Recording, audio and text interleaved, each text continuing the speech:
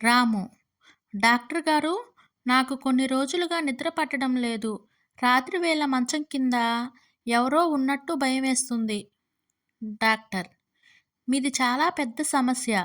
6 నెలలు కోర్సు వాడాల్సి వస్తుంది. రాము: సుమారు ఎంత ఖర్చవుతుందంటారు?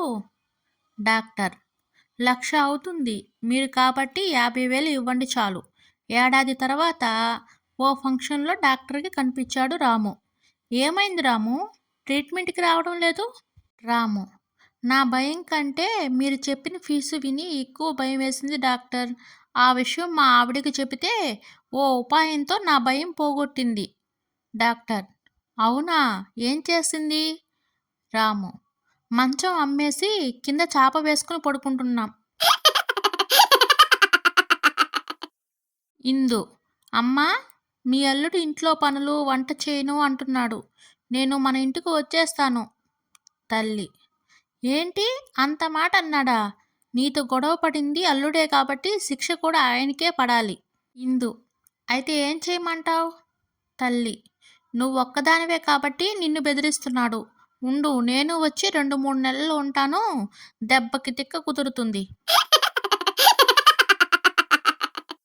డాక్టర్: ప్రస్తుతం ప్రతి 5గురిలో 4 జ్వరంతో బాధపడుతున్నారు.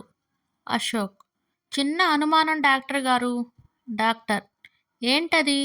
అశోక్: ఆ 5వ వాడు జ్వరంతో సంతోషపడుతున్నాడు అని అంటారా? కాంతం: చూడండి శాస్త్రి గారు, అమ్మా నాన్న, తోడపుట్టిన వాళ్ళు లేకుండా మంచి జీతం, హైదరాబాద్ బెంగళూరులో సొంత ఫ్లాటు, కారు ఉన్న సంబంధం చూడండి. శాస్త్రి: ఇప్పుడు అబ్బాయి వాళ్ళు కూడా ఇదే డిమాండ్ చేస్తున్నారమ్మా. భర్త: ఏమోయ్, ఇవాళ వంట ఏం చేశావు? భార్య: మ్యాగీ ఫ్రై, మ్యాగీ పులుసు, మ్యాగీ చట్నీ చేశానండి. భర్త: మధ్యాహ్నం లంచ్ బాక్స్లో మ్యాగీనే కదా చేసి పెట్టావు, మళ్ళీ అవేంటి? భార్య: నాకు మ్యాగీ తప్ప ఏదీ రాదండి. భర్త: పెళ్లి చూపులప్పుడు మా అమ్మాయి 2 నిమిషాల్లోనే వంట పూర్తి చేస్తుందంటే ఏదో ఊహించుకున్నా, ఇదన్నమాట.